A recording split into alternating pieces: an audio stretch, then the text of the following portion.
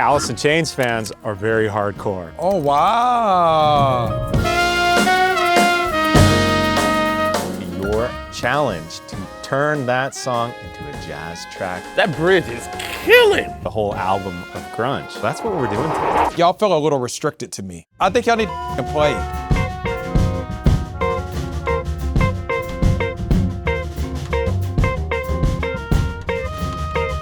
Just tell me your first impressions of the listen through.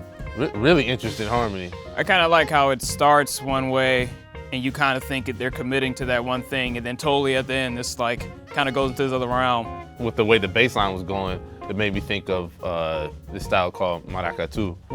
So that's why you picked that up like real quick. And it sounded right. Like the devil is in the details of the form. Yeah. And it's like in jazz, all of our complication and complexity comes from like the harmony, but really like AABA. But with these songs, the harmony is a lot simpler, but it's like chorus, pre-chorus, out chorus, verse, and then here's this other new whole section that comes after you've done so many verses and choruses to end the song, a completely new section. It's like they don't use the regular laws of music. Grunge was living in a time of rebellion against the structures of pop music. Alice in Chains fans are very hardcore, and they often hold up Alice in Chains as like the kings of grunge. Wow. So there's debate in that community. I'm sure, Thomas, you're aware of all that too. But. Indeed. Right now, the band is getting familiar with the track, and if you're curious how the first listen went, you can check that clip out here due to copyright restrictions. But in case you haven't heard, we're making a record. You've already heard Even Flow. Wood is the second single, and the full album, Kind of Grunge, drops on August 14th. Ulysses and the band did an incredible job on this record, and I can't wait for you to hear the rest of the covers they recorded live and on the spot. You can join the waitlist for the limited edition vinyl and pre-save Kind of Grunge at the links below. And now let's see what the band does with this Alice in Chains track. Woo! I hear a cooking piano solo on this. Yeah. So I feel like Tyler blows over that middle section, but then that should be a vamp where Dan just rips. That's the Earth, Wind, and Fire. Yeah. Hearts of fire. Yeah. Great love, desire. Yeah. Are y'all comfortable enough to try to do a draft? I think I'm already blanking on the melody. Just follow me. I'm You kind got of it? just Okay. ish. I feel like Tyler always hammers it out whenever he hears us scuffling.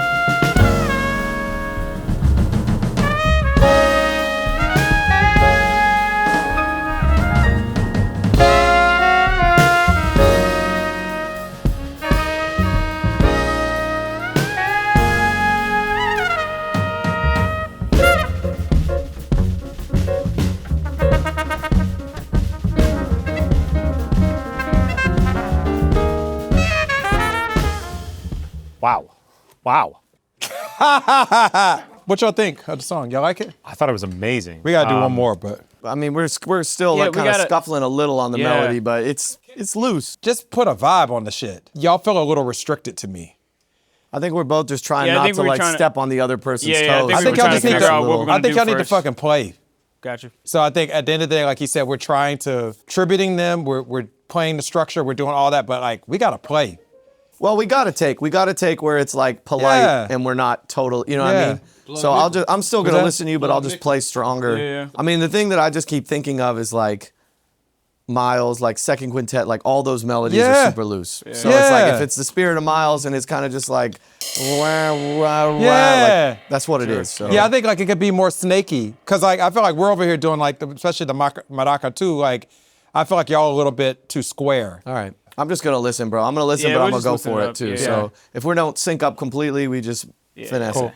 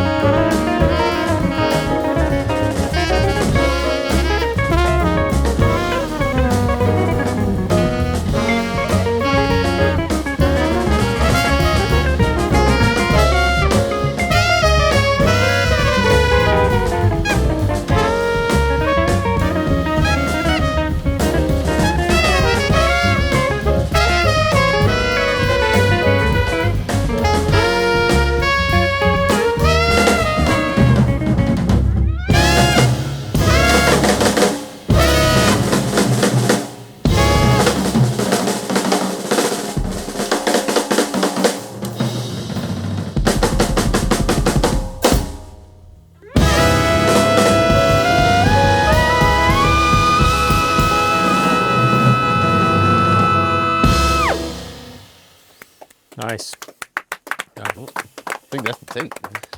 How did you feel about this one? Very different from the first song we did today. I think that idea of the song being that much darker contrasts one of the, you know, especially some of the first songs that we did a lot. I mean, I think those are one of the main things that kind of stood out to me, at least. The similarities between the grunge world and the jazz world, and you talk about, you know, people like brilliant artists that had issues with struggles with addiction and substance abuse, and that's something where like there have been jazz songs in dedication to musicians that passed away too.